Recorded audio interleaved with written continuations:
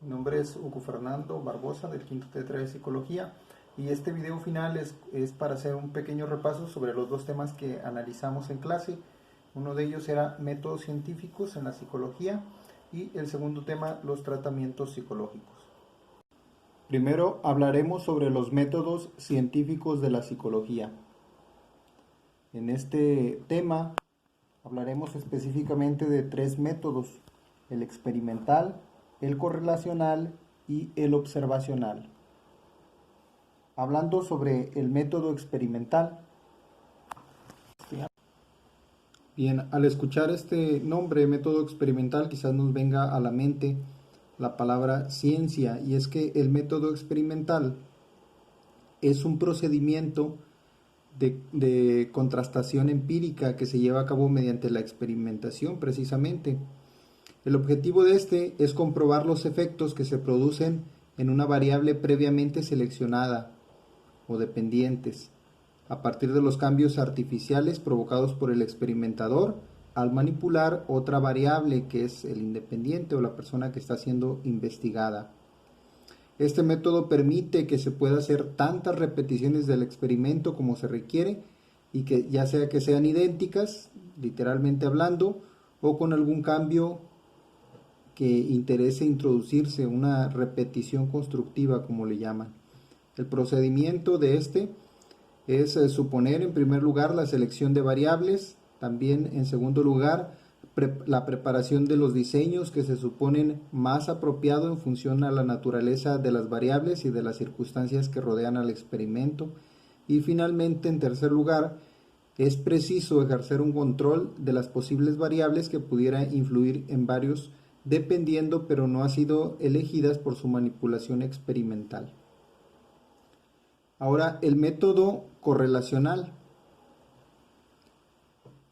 Bueno, el método correlacional, este es un método que se emplea donde es posible aplicar el método, donde no es posible, aplicar el método experimental debido a las variables no pueden ser directamente manipulables. Y finalmente, el método observacional. Este se diferencia de la observación como paso del método hipotético deductivo. También esta observación es siempre sistemática, aun cuando puede ser equipada y emplea instrumentos de observación. También pudiéramos agregar que este método de la observación se divide en observación natural, que podemos observar ahí en la imagen, están siendo observados en su ámbito natural, porque otro sería la observación en laboratorio, que esta observación, pues el paciente está en un ambiente totalmente controlado. Ahora pasemos al tema de los tratamientos psicológicos.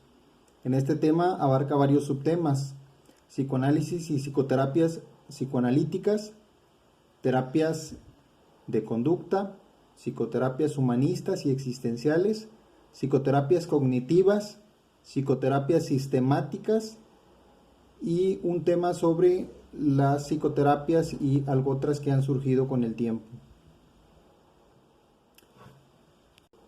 Quisiera mencionar que en el caso de la psicología psicoanalítica y el conductismo no se le llama psicoterapias, ya que estas han preferido que se les llame con su nombre de escuela como psicoanálisis, y en el caso de los conductuales como terapias de conducta.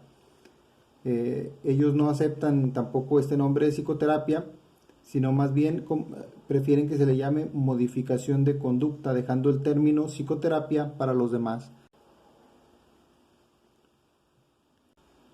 ¿Por qué es interesante saber eso? Bueno, porque desde la aceptación del nombre, el que haya discrepancias, pues nos indica que la psicoterapia no es un campo unificado y que las diferentes escuelas presentan puntos de vista diferentes sobre la naturaleza de los trastornos psicológicos y pues obviamente también sobre las estrategias terapéuticas a seguir. Sabiendo esto, continuemos ahora con el psicoanálisis. Psicoanálisis y psicoterapias psicoanalíticas. Como quizás ya sabemos, el psicoanálisis fue fundado por Sigmund Freud ¿Y de qué manera opera esta técnica? Bueno, de modo muy conciso, la visión de Freud de la neurosis y su tratamiento es la siguiente. Los síntomas patológicos son un sustitutivo de satisfacciones prohibidas de naturaleza libidinal. Los motivos que generan estos síntomas y los impulsos anímicos a ellos enlazados quedan fuera de la conciencia del paciente y los síntomas perduran modificados sin que les afecte el paso del tiempo. Los impulsos anímicos originales han sido reprimidos por el yo del paciente, así que el analista compromete al paciente en el uso de la asociación libre. ¿Qué es esta? Bueno, dejar de lado la reflexión consciente y comunicar toda ocurrencia sin dejar llevar por objetivos o reparos. Es decir, el paciente puede hablar de todo lo que le venga a su mente en ese momento cuando está en terapia, incluso si tiene que ver con el terapeuta. Tiene que hablar sin restricciones. Y de esa manera el psicólogo hace una interpretación del inconsciente de lo que hay en el paciente. El conductismo.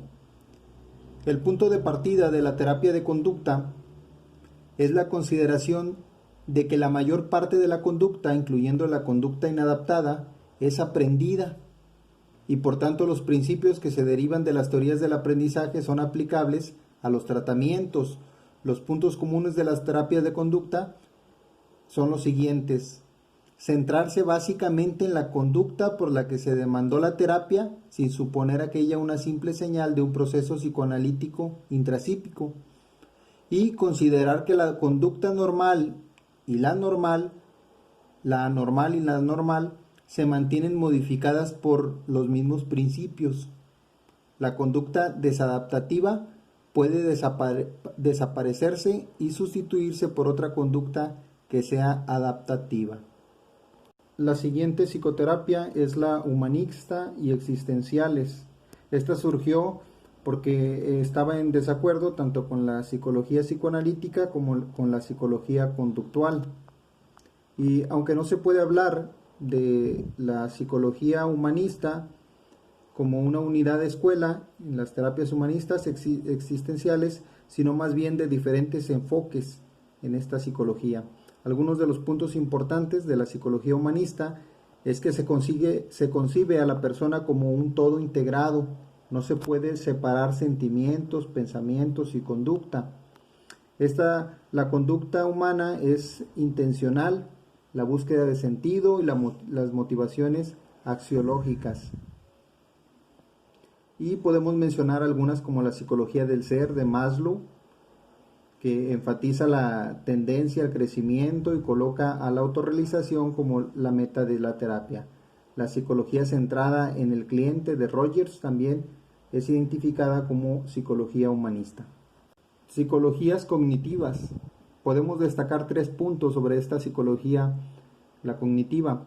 Las actividades cognitivas afectan la conducta. Las actividades cognitivas pueden ser controladas y modificadas. El cambio conductual puede obtenerse mediante el cambio cognitivo.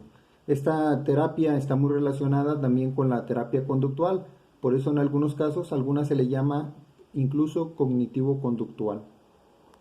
Psicología sistemática.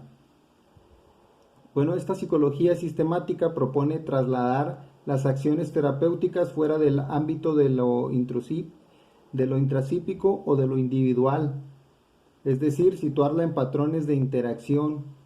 Un concepto básico es el de sistemas, como su nombre lo dice, definido con un complejo de elementos de interacción. Históricamente los modelos sistemáticos se han desarrollado en el contexto de la terapia familiar. Y finalmente queremos mencionar que existen debates sobre la psicoterapia, por eso el último tema que se relacionaba en este capítulo era hablar sobre cucos, dodos y otros pájaros. ¿Por qué? ¿Qué ha hecho que existan tantas ramas de la psicología, escuelas y técnicas? Bueno, esto se fundamenta en 2 cuestiones: la naturaleza del ser humano y de su sufrimiento, y la cuestión de la eficacia de los tratamientos. De ahí que si vamos a ir con un psicólogo o queremos empezar algún tratamiento o queremos recomendarle un tratamiento a alguna persona, estar enterados de qué manera se va a trabajar con el psicoanalista o con el terapeuta.